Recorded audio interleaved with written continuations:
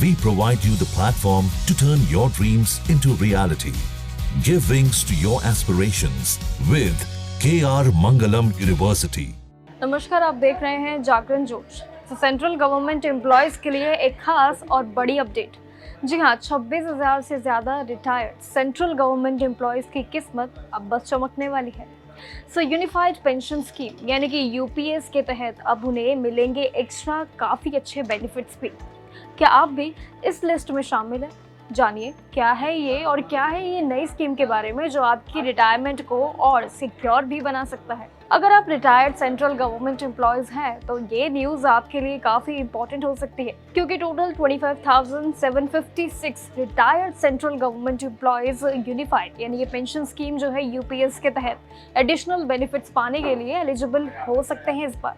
वहीं इसमें जो है वो अब सब एम्प्लॉय शामिल भी हैं जो कि 31 मार्च 2025 को ये या फिर उससे पहले रिटायर हुए हैं या फिर जिनकी डेथ हो गई है या फिर जिन्होंने नेशनल पेंशन सिस्टम यानी कि एनपीएस के अंडर 10 साल या फिर उससे ज़्यादा सर्विस अपनी कंप्लीट कर ली थी। अब सरकार ने पार्लियामेंट को इसकी जानकारी भी दे दी है। वहीं 20 जुलाई 2025 तक सरकार को यूपीएस बेनिफिट के लिए 7,253 क्लेम्स भी मिल चुके हैं और इसी में से 4,978 क्लेम्स तो सक्सेसफुली प्रोसेस करके पेमेंट भी हो चुके हैं।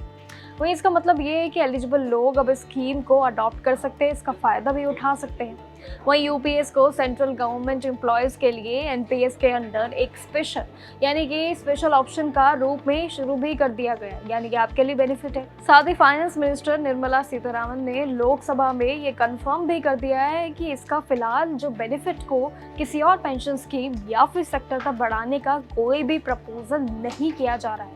वहीं एम्प्लॉयज़ और अलग अलग एसोसिएशंस की रिक्वेस्ट पर और साथ ही सरकार ने यूपीएस चूज करने के कट ऑफ डेट भी 3 महीने आगे बढ़ा दिए, जैसे कि सितंबर 30, 2025 भी कर दिए।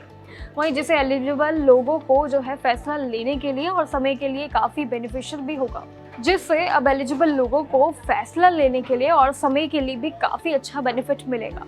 फाइनेंस मिनिस्टर ने ये भी बताया है कि सरकार ने यूपीएस बेनिफिशियरीज की फाइनेंशियल सिक्योरिटी बढ़ाने के लिए भी स्टेप्स काफ़ी अच्छे तरीके से उठा लिए।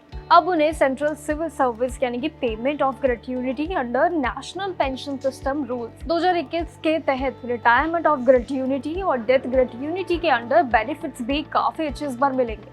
इसी के अलावा बात करें टैक्सेशन की, तो इसमें भी जो है बराबरी रखी गई है, यानी कि यूपीएस को काफ़ी टैक्स बेनिफिट्स भी मिलेंगे जो इनकम टैक्स एक्ट यानी कि 1961 के अंडर एनपीएस को मिलते रहे हैं।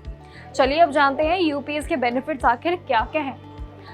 इस यूपीएस स्कीम के बारे में बात करें तो इसके तहत सरकार एम्प्लॉयज़ को उनकी सैलरी को आप 50% पेंशन के रूप में देना पक्का करेगी।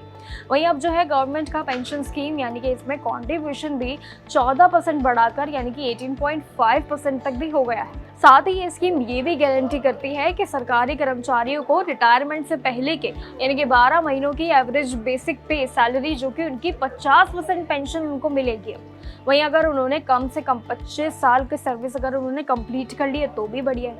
अगर पेंशनर की डेथ हो जाती है या फिर फैमिली उनकी पेंशन का 60% अगर उनको मिलेगा, तो वहीं स्कीम के अंदर जो है 10,000 की मंथली पेंशन जो है गारंटी भी करती है, अगर 10 साल की सर्विस आपने कंप्लीट कर ली हो तो ही।